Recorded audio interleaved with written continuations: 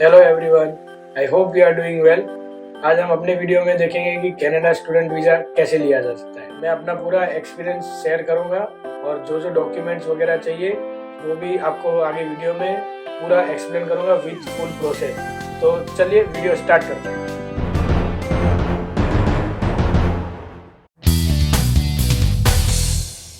तो चलिए गाइज, मैं मेरा इंट्रोडक्शन दे देता हूँ पहले। I had done my 10th 12th and जैसे सब लोग करते हैं मैंने डिग्री भी की है इन इलेक्ट्रिकल इंजीनियरिंग। और हम लोग पूरा कनाडा स्टूडेंट वीज़ा कैसे लेते हैं वो अभी स्टेप बाय स्टेप देखेंगे। और ये बहुत बड़ी लंबी प्रोसेस है, तकरीबन 9 to 12 मंथ्स इसमें पूरे लग। चलिए अब हम स्टेप्स टू स्टेप्स आगे देखते हैं कि कैसे पूरा वीज़ा का प्रोसेस है। तो फर्स्ट स्टेप या पहला जो कदम है इसके तरफ वो है IELTS एग्ज़ाम या तो GRE। मोस्टली जो भी कैनेडियन यूनिवर्सिटीज़ और कॉलेजेस है उसमें IELTS एज ए लैंग्वेज तो आपको देनी ही पड़ेगी। और कुछ कुछ कोर्सेज और रिसर्च स्टडीज़ ऐसी रहती है जिसमें GRE भी रिक्वायर्ड है, बट वो काफ़ी कम यूनिवर्सिटी और कॉलेजेस में है। तो आप खाली IELTS भी दे देंगे तो वो मोर देन इनफ रहेगा। बट देन ऑल्सो आप एक बार यूनिवर्सिटी की वेबसाइट पे जाके चेक कर लीजिए कि क्या क्या रिक्वायरमेंट्स है। वो आगे वीडियो में अभी हम देखते हैं कि क्या डॉक्यूमेंट्स वगैरह रिक्वायर्ड है। सो गाइज, तो मैंने IELTS दी थी और मेरे ओवरऑल 7 बैंड्स आए थे। और इसमें मैं आपको बताऊंगा कि मैंने 7 बैंड स्कोर कैसे किया था। तो इसमें मैंने कैम्ब्रिज की टेस्ट थी, कुछ 1 to 17 पूरी कैम्ब्रिज की टेस्ट है। वो वेबसाइट में आप जाके लिसनिंग की और रीडिंग की प्रैक्टिस कर सकते हैं। उसकी लिंक मैं डिस्क्रिप्शन में दे दूंगा। और राइटिंग के लिए भी कुछ टॉपिक्स है और स्पीकिंग के लिए कुछ स्पेसिफिक मॉड्यूल्स होते हैं। वो एट ए टाइम IDP वाले अपलोड करते हैं। IDP वो है जो एग्जाम कंडक्ट करता है। ये सब की लिंक मैं डिस्क्रिप्शन में दे दूंगा, तो आप उसमें से चेकआउट कर सकते हैं। अब मेरी बात करूँ तो मैंने पहले IELTS का बुक स्लॉट किया था एंड देन मैंने मेरी प्रिपरेशन स्टार्ट की थी। और कुछ मैंने 20 से 25 दिन में ही मैंने IELTS दे दी थी।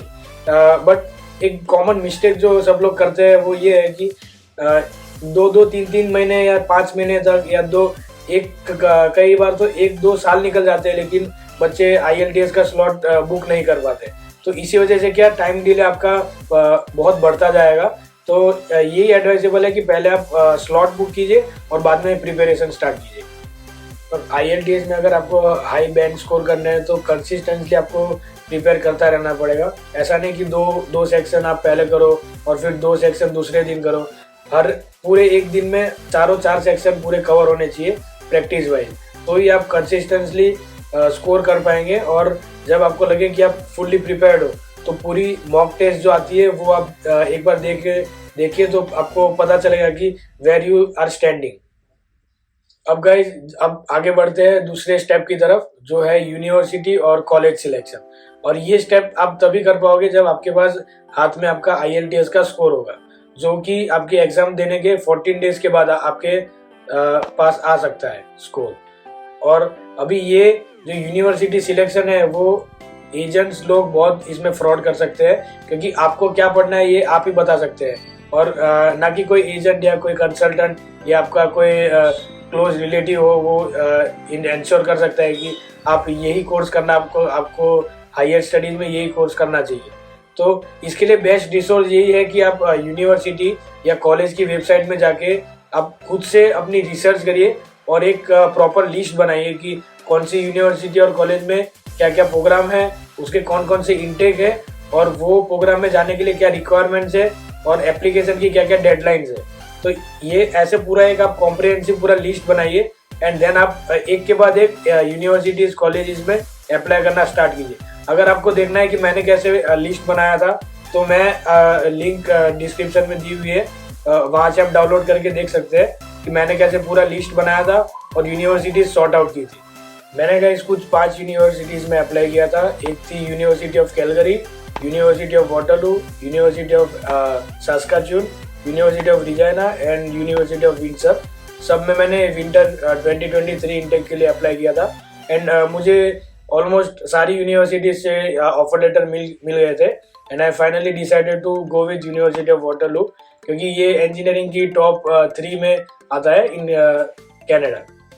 अब चलिए देखते हैं क्या क्या डॉक्यूमेंट्स एप्लीकेशन के टाइम पे आपको रिक्वायर्ड रहेंगे। तो फर्स्ट डॉक्यूमेंट तो आपको एक एसओपी बनानी पड़ेगी। SOP means statement of purpose, या कई कई यूनिवर्सिटी और कॉलेजेस में स्टेटमेंट ऑफ इंटेंट या स्टेटमेंट ऑफ इंटरेस्ट भी बोलते हैं। वो तीनों एक ही चीज़ है, जिसमें आपको पूरा स्टेट करना पड़ता है कि आपको ये कोर्स क्यों सिलेक्ट किया आपने, ये क्यों पढ़ना है, और यही यूनिवर्सिटी या यही कॉलेज में क्यों पढ़ना है, और ये पढ़ने के बाद आपको फ्यूचर में कैसे ये कोर्स आपके फ्यूचर ऑब्जेक्टिव्स में काम आ सकता है। ये सब पूरा आपको डिस्क्रिप्टिव में लिखना पड़ता है। ये इसके बारे में मैं एक सेपरेट वीडियो बनाऊंगा, तो इसके लिए आप मेरी चैनल पे बने रहिए और hit that like and subscribe button. में दूसरा डॉक्यूमेंट जो चाहिए वो है आपके IELTS के टेस्ट कोर्स, और उसके ऊपर से कई जो भी कोर्स में GRE की रिक्वायरमेंट है उसमें GRE का स्कोर्स भी लगेंगे। देन नेक्स्ट है 10th-12th की आपकी मार्कशीट एंड आपका डिग्री सर्टिफिकेट, अगर आप मास्टर्स के लिए जा रहे हैं। और अगर जो बच्चे 12th के बाद जा रहे हो उनके लिए खाली 12th का मार्कशीट एंड 10th का मार्कशीट लगेगा। लेटर ऑफ रिकमेंडेशन चाहिए, जो कि आपके प्रोफेसर जिनसे आप पढ़े हैं अपनी अंडर ग्रेजुएट डिग्री में, वो आपको दे सकते हैं, या तो आपने जब अपनी डिग्री के टाइम पे जहाँ जहाँ पे इंटर्नशिप किए वहाँ से भी आपके जो इमीडिएट बॉस या HOD होंगे वो आपको दे सकते हैं लेटर्स ऑफ रिकमेंडेशन। तो वो आपको अपलोड करने रहेंगे। उसके अलावा आपका एक और डॉक्यूमेंट रहेगा, अगर आप रिसर्च प्रोग्राम में जा रहे हैं तो रिसर्च पेपर्स आपने कौन कौन से पब्लिश किए वो भी आपको अपलोड और उसकी इंफॉर्मेशन देनी रहेगी। इसके अलावा लास्ट डॉक्यूमेंट जो रिक्वायर्ड रहेगा वो है CV या तो रिज्यूमे। अगर कुछ जगह CV है जो पूरा डिटेल में आपने क्या क्या किया है वो मांगते हैं, तो वो आपको अपलोड करना पड़ेगा। और रिज्यूमे 1 to 2 पेजेस का शॉर्ट रिज्यूमे रहता है, वो आपको अपलोड करना रहेगा। तो ये इतने डॉक्यूमेंट्स में आपका पूरा एप्लीकेशन प्रोसेस कवर हो जाएगा। और university to university and colleges application fee varies करती है इन कैनेडियन डॉलर्स, वो आपको पे करनी रहेगी। और ये एप्लीकेशन फीस देने के बाद ये प्रोसेस होने में it depends again on the university and colleges में थोड़े जल्दी ऑफर लेटर्स मिल सकते हैं आपको 1 to 2 वीक्स में, बट यूनिवर्सिटीज में ज़्यादा टाइम लगता है क्योंकि वहाँ पे नंबर ऑफ एप्लीकेशन भी बहुत ज़्यादा रहती है। तो उसमें आपको 1 से 2 महीना लग सकता है ऑफर लेटर या उनकी तरफ से कोई रिस्पॉन्स आने में। तो चलिए अभी दोस्तों आगे बढ़ते हैं स्टेप 3 की तरफ, जो कि सबसे इम्पोर्टेंट है वीज़ा एप्लीकेशन प्रोसेस। वो पूरा वीज़ा अप्लाई कैसे करना है। तो इसके पहले आपको IRCC में अकाउंट बनाना पड़ेगा। IRCC कैनेडियन गवर्नमेंट की ऑफिशियल वेबसाइट है। ये वीज़ा रिलेटेड और इमिग्रेशन के पर्पस के लिए जो भी काम होता है वो पूरा IRCC के वेबसाइट पे होता है। तो बेसिकली इस पे आपको पहले कुछ अराउंड $235 जितना आपको फीस पे करनी रहेगी ये पूरे एप्लीकेशन बनाने की। देन ये हो जाने के बाद आपको एक एक करके डॉक्यूमेंट सारे अपलोड करने रहेंगे। जैसे कि फर्स्ट तो आपका है कि आपके मदर फादर के या आपका इमीडिएट रिलेटिव जो भी आपको स्पॉन्सर कर रहा है या जो आपकी फीस भरने वाला है आगे के एजुकेशन के लिए, उनका ITR चाहिए। ITR यानी इनकम टैक्स रिटर्न की पूरी कॉपी चाहिए जो कि जेन्युइन होनी चाहिए। और उसके आगे है उनके लिक्विड फंड्स दिखाने पड़ेंगे कि थोड़ा अकाउंट में पैसा दिखाना पड़ता है अराउंड 8 to 10 lakhs या 12 lakhs अराउंड। वो आप थोड़ा ज़्यादा भी दिखा सकते हैं depending on your capacity and all. इसमें क्या क्या दिखा सकते हैं, लाइक आपका PPF हो गया, आपका सेविंग अकाउंट्स हो गया या आपकी FDs रहती है, वो सब चीज़ें हो गई। ये सब आप अपने बैंक अकाउंट की स्टेटमेंट में या अलग से एक नोट उनके नोटपैड में साइन स्टैम्प करवा के एज ए प्रूफ आप दे सकते हैं। इसके आगे है आपकी ट्यूशन फी की जो रिसिप्ट है वो। अभी ये ट्यूशन फी का ऐसा रहता है कि वहाँ पे कैनेडियन डॉलर्स में वेरी करती है अराउंड $8,000 to $15,000 to $18,000 पर सेमिस्टर। वो depending on university and college vary करती है। तो ये आपके यहाँ के फॉरेक्स यहाँ से आपके अकाउंट से फॉरेक्स अकाउंट में जाएगा, वहाँ से CIBC के अकाउंट में जाएगा एंड देन वहाँ से आपके यूनिवर्सिटी के अकाउंट में जाएगा। इसे वो लोग इंटरनेशनल वायर पेमेंट बोलते हैं। तो इस हिसाब से पूरा पेमेंट अपने हमारे एंड से यूनिवर्सिटी की साइड या फिर कॉलेज के साइड जाता है। और इसकी आपके कॉलेज के पोर्टल में ऑनलाइन रिसिप्ट भी आप ले सकते हैं, पेमेंट आपने जो भी किया है सेमिस्टर का, तो वो भी ऐसे प्रूफ एक इसमें लगता है डॉक्यूमेंट। फिर आगे है GIC certificate. GIC certificate means guaranteed investment certificate ये है कि ये आपका स्कॉशिया बैंक में या सीआईबीसी बैंक में खुल सकता है और बाकी कोई बैंक में भी है, लेकिन जनरली ये 2 बैंक में खुलता है। इसमें आपको 10,000 कैनेडियन डॉलर्स डिपॉजिट करने रहेंगे। सेम पेमेंट एज ए मैंने पहले बताया वही पेमेंट मेथड रहता है पूरा। और ये एज ए प्रूफ है कि वहाँ पे जाके आप जब पढ़ोगे तो आपको पर मंथ कुछ $657 आपके अकाउंट में आते रहेंगे। तो ये भी आपको स्कॉशिया बैंक में सपोज मैंने पे किया है तो उसकी रिसिप्ट आपको मिलेगी, तो वो भी इसमें आपको अटैच करनी रहती है। फिर आगे है आपके पासपोर्ट की कलर जेरोक्स और फिर कुछ बेसिक्स आपके जो ऑफर लेटर आपकी यूनिवर्सिटी या कॉलेज से आया है उसकी एक कॉपी लगती है। आपका बर्थ सर्टिफिकेट अगर आप अंडर 18 है तो वो तो शायद किसी को ज़रूरत नहीं पड़ेगी। और फिर है मेडिकल, ये भी एक इम्पोर्टेंट स्टेप है। ये आपको जब ऑफर लेटर मिल जाता है और आप यूनिवर्सिटी फाइनल कर लेते हैं कि हाँ मुझे यही यूनिवर्सिटी अभी फाइनल है, तो उसके बाद आप मेडिकल के लिए अपना स्लॉट बुक कर सकते हो। तो मेडिकल में बेसिक कुछ नहीं रहता, बेसिक फिजिकल टेस्ट होते हैं, एक चेस्ट का एक्सरे होगा and blood and urine test के सैंपल लिए जाएंगे। और ये मेडिकल अपने जैसे यहाँ मैंने मेरा मेडिकल अपोलो में करवाया था, तो वो पूरा वो मेडिकल वाले ही आगे IRCC में वो रिकॉर्ड्स भेज देते हैं। फिर आगे आपका IELTS का जो स्कोर कार्ड है वो आपको रिक्वायर्ड अपलोड करना रहेगा। अगर आपने कुछ वर्क एक्सपीरियंस है, अगर ग्रेजुएशन के बाद आपने कुछ वर्क अंडर ग्रेजुएट अपनी डिग्री के बाद वर्क है तो उसके डॉक्यूमेंट्स या ऑफर लेटर या सैलरी स्लिप्स वो भी अपलोड करनी रहेगी। और SOP ये सबसे मोस्ट इम्पोर्टेंट डॉक्यूमेंट है वीज़ा एप्लीकेशन का, that is statement of purpose. इसमें आपको पूरा मेंशन करना पड़ता है कि आपको कनाडा क्यों जाना है, ये कोर्स क्यों करना है और ये स्टडी कंप्लीट करने के बाद आप वापस इंडिया आओगे। उसमें आपको ये सब चीज़ वो वीज़ा ऑफिसर रहता है उनको कन्विंस करना रहता है ये 2 पेज के SOP में कि आप पूरा अपना स्टडी खत्म करने के बाद वापस आओगे और आपके फ्यूचर गोल्स कैसे फुलफिल होंगे कनाडा जाने के बाद वहाँ स्टडी करने से। फिर आगे है आपका बेसिक कुछ डिटेल्स रहती है, जैसे आपका कॉन्टैक्ट नंबर, ईमेल एड्रेस, आपका मदर फादर सिस्टर्स की डिटेल्स रहती है और आइडेंटिटी कार्ड में आपका आधार कार्ड। और अगर आपके मदर या फादर जो आपको आपकी फीस पेमेंट करने वाले हैं, जो मैंने ITR की बात की, तो उनका नाम भी अगर अलग अलग है, जैसे मेरे फादर का नाम संजय पटेल है तो किसी किसी डॉक्यूमेंट में उनका है संजय कुमार, किसी किसी में है संजय भाई, तो एक एफिडेविट बनवाना पड़ता है कि this both are same people.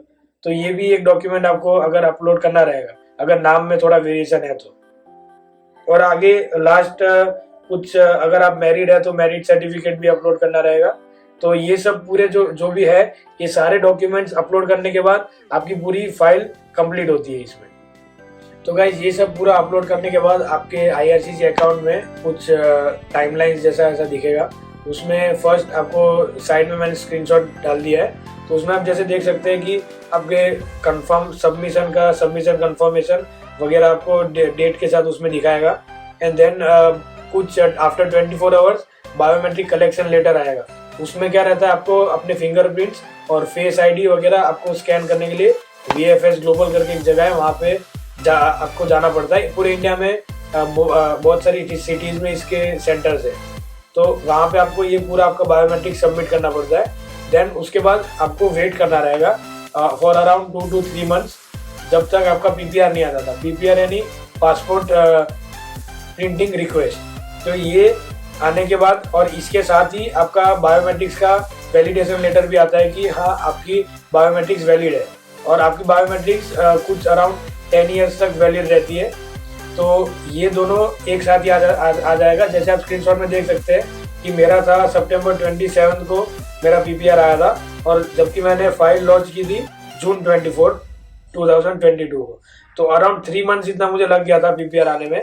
और ये PPR आने के बाद आपको फिजिकल जो पासपोर्ट रहता है वो भी आपको सबमिट करना रहता है, जिसमें वो लोग स्टैंप मार के कनाडा वीज़ा का स्टैंप मार के वापस भेजते हैं। तो वो हो जाने के बाद एक और करस्पॉन्डेंस लेटर आता है फाइनल, जो आपको देख रहा होगा October 5 को मेरे को मिला है। उसमें आपकी काउंटर फॉइल वगैरह रहती है और उसमें पूरा वैलिडेशन पोर्ट ऑफ एंट्री का एक लेटर रहता है। वो जब आपको कनाडा में एंटर होंगे तब आपको वहाँ के बॉर्डर सिक्योरिटी ऑफिसर्स को ये दिखाना रहेगा। और अभी ये नई सिस्टम भी है, मेरे टाइम पे नहीं था, लेकिन अभी कुछ टाइम से ये इंटरव्यू की सिस्टम भी आ गई है कि अभी ये PPR देने से पहले अभी ये लोग इंटरव्यू लेना भी स्टार्ट कर दिया है। तो आप ऐसा हो सकता है रैंडमली या उनको प्रोफाइल में कुछ डाउट लगे तो आपको इंटरव्यू के लिए कॉल भी आ सकता है। तो चलिए गाइस, अभी हम लास्ट स्टेप की ओर बढ़ते हैं, जो कि है पूरा समराइज कर देते हैं कि हमने क्या देखा वीडियो में विथ प्रॉपर टाइमलाइन। तो स्टार्ट करते हैं कि IELTS एग्ज़ाम आपको देनी रहेगी पहले तो, या GRE एग्ज़ाम। तो इसकी प्रिपरेशन से होके पूरा रिजल्ट आने तक आपको मिनिमम 2 to 3 मंथ्स तो लग ही जाएगा, और ज़्यादा से ज़्यादा 4 मंथ्स भी लग सकता है इसमें। बट ऑन एन एवरेज हम लोग पकड़ के चलते हैं कि 3 महीना आपको इसमें टाइम लग जाएगा रिजल्ट हाथ में आने तक। फिर जैसे ही रिजल्ट एक बार हाथ में आता है तो आप सेकेंड स्टेप की ओर जाएंगे, जो कि है आपको universities and colleges short list करना। और उसमें आप फिर वहाँ उसमें जाके एक एक करके आप अप्लाई करेंगे with your IELTS and GRE score. तो ये अप्लाई करने में भी आपको अराउंड 10 to 15 डेज लग जाएगा। लेकिन इसमें यही रिकमेंड करूँगा कि जितना जल्दी हो सके उतना आप करिए, ठीक है। आपको रिस्पॉन्स आने में यूनिवर्सिटी या कॉलेज में से अराउंड 1 to 2 मंथ्स लग जाएंगे depending on university and college.